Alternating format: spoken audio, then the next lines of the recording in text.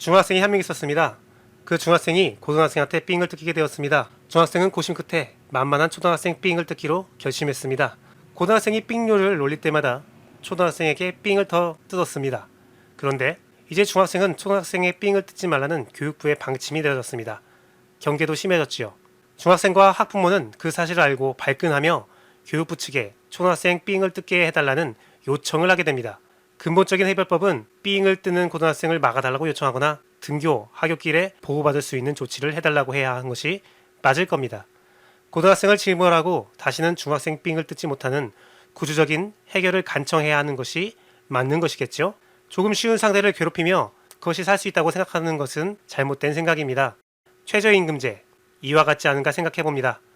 화낼 상대를 제대로 선정했으면 좋겠습니다. 을과 병의 싸움에 갑만 좋아하게 됩니다.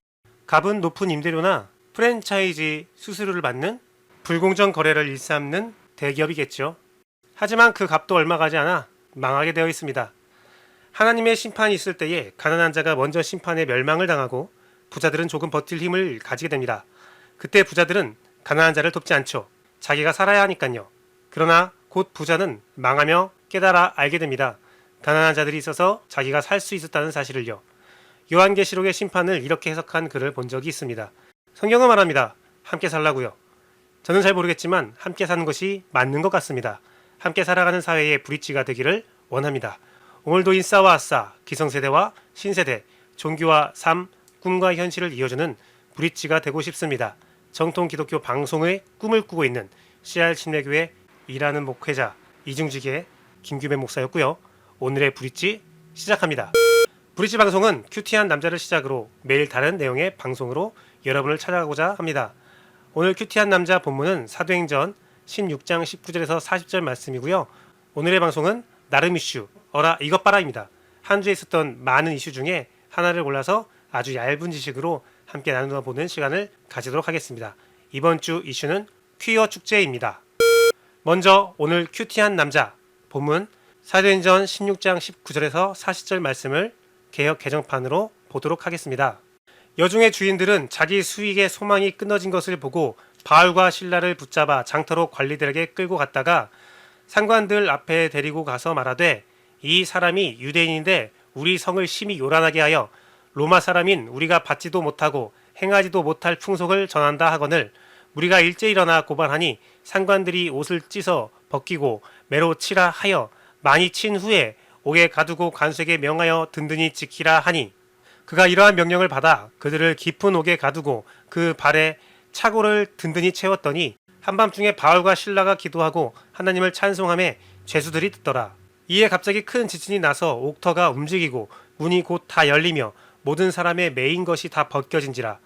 간수가 자다가 깨어 옥문들이 열린 것을 보고 죄수들이 돌망한 줄로 생각하고 칼을 빼어 자결하려 하거늘 바울이 크게 소리질러 이르되 내 몸을 상하게 하지 말라. 우리가 다 여기 있노라 하니 간수가 등불을 달라고 하며 뛰어들어가 무서워 떨며 바울과 실라 앞에 엎드리고 그들을 데리고 나가 이르되 선생들이여 내가 어떻게 하여야 구원을 받으리이까 하거늘 이르되 주 예수를 믿으라. 그리하면 너와 내 집이 구원을 받으리라 하고 주의 말씀을 그 사람과 그 집에 있는 모든 사람에게 전하더라.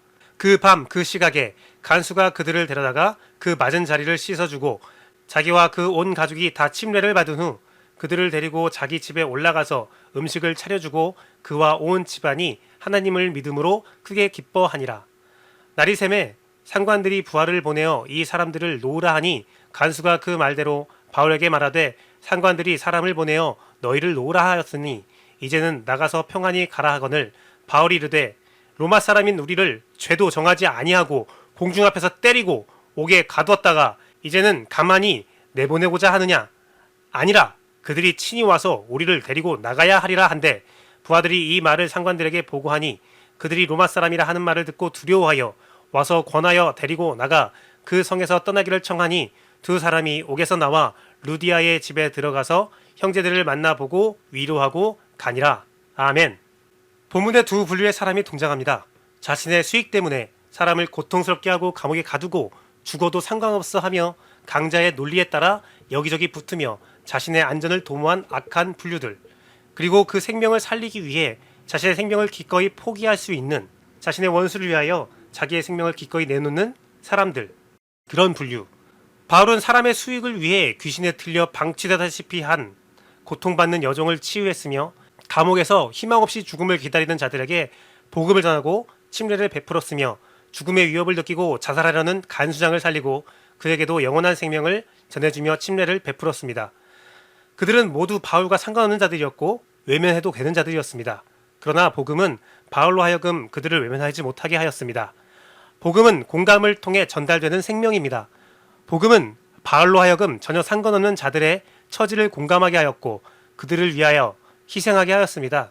또한 복음은 이 땅의 정의와 공의를 하수같이 흐르게 하는 것이었습니다. 자신의 이익을 위해 불법을 자행한 자들에게 정의가 무엇인지 분명하게 밝히고 드러내는 바울의 모습입니다. 오늘날 기독교는 바울을 많이 사랑합니다. 존경하고 따르려고 합니다. 그러나 복음을 위해 상관없는 자들의 처지를 공감하고 그들에게 참 생명인 예수 그리스도의 십자가를 전달하는 능력을 가지고 있는지 돌아보게 됩니다. 이 땅의 정의와 공의를 하수같이 흐르게 하려는지 정말 다시 한번 생각해보게 합니다. 오히려 자신의 수익과 이익을 위해 적극적으로 행동하며 사람들을 괴롭게 하지 않는지, 적극적으로 행동하지 않지만 공중권세 잡은 자들, 세상 권세를 잡은 자들과 동조하거나 비겁한 침묵으로 동의하지 않는지 돌아보게 됩니다. 단순한 바울의 성공과 능력만 사랑하는 것인가? 바울의 고뇌와 고통, 믿음의 길도 사랑하고 있는 것인가? 한국에 기독교가 들어오고 기독교인은 두 분류가 있었습니다.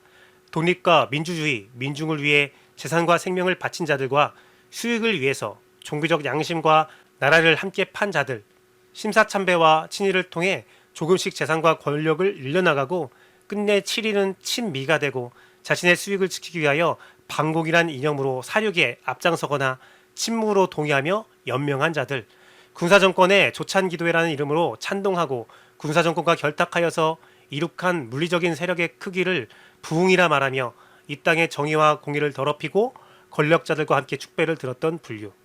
대기업과 하나가 되고 정치들과 결탁하여 그들의 악행을 축복하고 면죄부를 날리면서 정치와 경제와 종교의 지옥견 케벨로스의 새 머리가 되어버린 세상. 너무 수위가 굉장히 높게 가고 있는데요. 그게 맞는 것 같아요. 참 슬픈 현실의 모습입니다. 그 안에 저의 부끄러움도 있죠. 그래도 역시 참된 복음, 참된 믿음의 후예들이 남아서 그 안에서 고통받는 자들을 위로하고 동감하며 고통에 동참하는 그런 자들도 여전히 남아 있습니다. 어느 편에 서야 하는지는, 무엇이 하나님의 뜻인지는 너무나 잘 알고 있죠. 두말하면 잔소리입니다. 하지만 발음을 알고 하나님 앞에 서 있는 것도 참 어려운 현실의 모습인 것도 틀림없는 사실입니다. 자신의 생명과 이익을 타인을 위해 버리는 결정도 어렵고 타인에게 관용만 베푸는 것보다 진짜 복음인 정의와 공의를 세우는 일도 굉장히 어렵습니다. 정의와 공의를 세우려 하면 오해받고 미움받게 되니까요. 아픔을 공감하고 동참하며 생명을 살려준 대상자에게까지 미움받을 수 있는 것이 정의와 공의를 지키는 것이거든요. 살려줬더니 보따리를 낸다고 하죠. 하지만 반드시 기억해야 하는 진리는 자신의 수익을 위해 타인을 고통스럽게 하는 것도 복음이 아니고 타인을 공감한다고 하면서 공의와 정의를 주장하지 못하는 것도 복음이 아닙니다. 복음으로 내가 죽어도 생명을 살리는 사람이 되고 싶습니다. 단순히 복음이라고 하면서 동감만 해주고 안아주는 것이 아니라 그 안에 정의와 공의도 세울 수 있는 사람이 되기를 원합니다. 그러기 위해서 오직 한 가지 필요한 것은 내가 하나님 앞에서 거룩하게 서는 것입니다.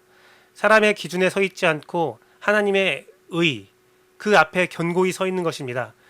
사람의 수익이 나의 수익이 아니고 사람의 사랑이 나의 사랑이 아닌 하나님의 영광이 나의 수익이고 하나님의 정의와 공의 앞에 사랑이 나의 사랑이 되기를 소망합니다. 이를 위해서 우리는 성령 충만해야 됩니다. 물질의 축복, 영의 축복이라 말하며 권세와 힘을 탐하고 그 결과를 얻는 것이 성령 충만, 부흥이 아닙니다.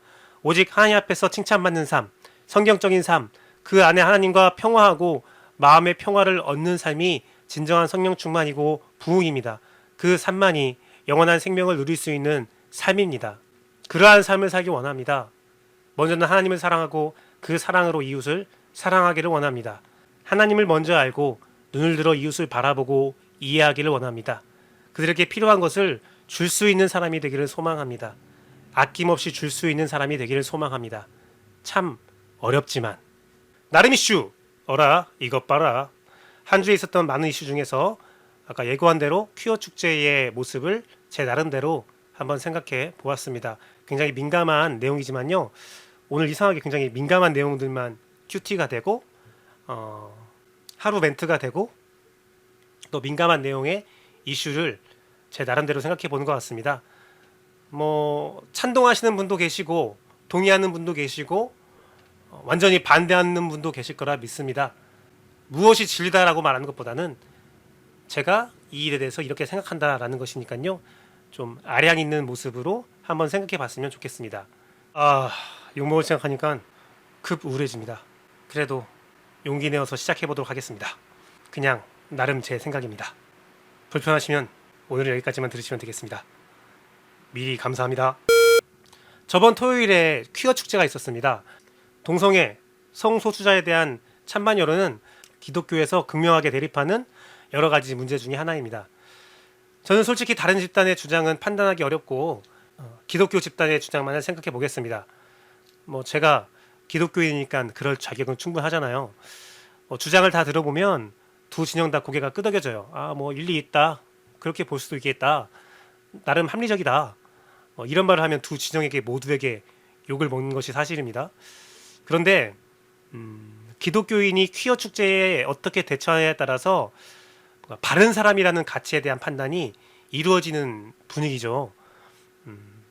하나님이 아닌 존재에 대해서 바름의 가치를 판단받고 싶지는 않습니다. 저는 이 기준이 되게 불편해요. 퀴어 축제를 적극적으로 반대해야 바른 것인가? 아니면 퀴어 축제를 사랑으로 감싸주어야 바른 기독교인인가? 좀 더 솔직히 말하자면 저는 개인적으로 퀴어 축제와 동성애 성소수자에 대해서 반대하는 입장이 더 큽니다. 다만 그들을 극렬히 방대하는 사람들의 방법에 대해서는 쉽게 동의하지는 못해요. 좀 불편해요. 그리고 어떻게 반대하는 것이 정말 바른 방법일까, 성경적인 방법일까, 신학에 맞는 방법일까 고민하는 사람입니다. 그런 고민을 하는 가운데 좀 적극적으로 반대해야 된다. 반대를 안 한 사람은 잘못된 모습으로 살고 있다. 반대하는 우리가 굉장히 바른 것이다. 라고 말하는 것이 굉장히 불편합니다. 뭐 제가 어떻게 반대하는지 정말 좋은 방법으로 반대하고 싶다라고 고민을 한다고 하면 퀴어 축제에 찬성하는 사람들, 성소수자에 대해서 좀 이렇게 동조하는 사람들 혹은 성소수자 본인들에게 환영받지 못하고 욕먹었던 경험도 있습니다. 반대하는 것은 부드러워도 딱딱해도 다 똑같이 환멸이 느껴진대요. 부드럽게 반대하는 사람들은 위선자다라는 말을 듣기도 합니다. 뭐 그 사람이 그들의 전체적인 의견, 전체적인 입장을 대변할 수는 없겠지만 그 이후로 저는 개인적으로 더 어려워졌어요. 답을 내릴 수 없는 문제구나 그런 생각을 해봤습니다. 다만 오늘은 한 가지를 좀 다른 각도에서 생각해봤으면 좋겠는데요. 이 문제에 대립되는 기독교의 두 의견 있잖아요. 그것은 아마 기독교의 사랑에 대한 바르지 않은 이해 때문에 생긴 것이 아닐까라는 생각을 해봤습니다. 끝내 두 진영 모두 다, 두 기독교 진영 모두 다 틀린 답을 세상에 내놓고 있지 않은가 그런 생각을 해봤습니다. 스캇 맥나이트가 예수신경이라는 책에서 사랑의 정의를 이렇게 내렸어요. 저는 그것이 참 지혜롭다라는 생각을 갖고 있는데요. 사랑은 관용이 아니라 정의와 도덕이라고 말을 했거든요. 사랑은 그냥 이해해 주는 것이 아니라 정의와 도덕을 바로 세우는 것이 진짜 사랑이래요.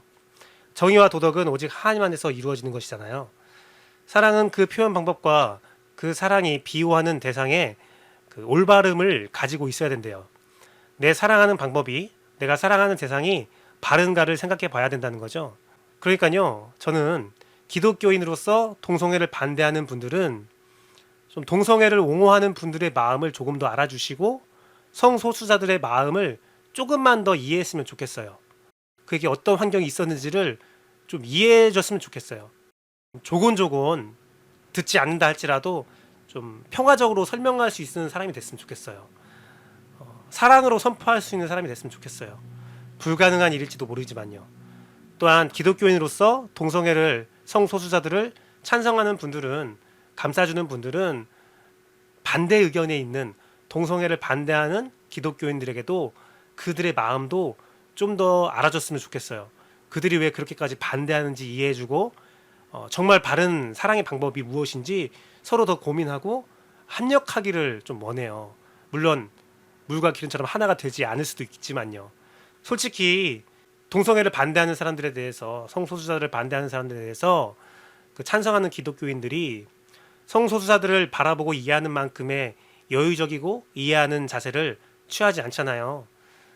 양극단에 있어서 서로를 되게 많이 비방하는 모습들이 있는데 그러지 않았으면 좋겠어요. 물론 저는 어느 쪽에도 속하지 않은 비겁한 자입니다. 그리고 부족한 의견입니다. 저도 진짜 사랑으로 이 문제에 명확한 답을 찾고 있는 사람 중에 하나거든요. 언젠가는 굉장히 명확해졌으면 좋겠다는 생각도 해보고요.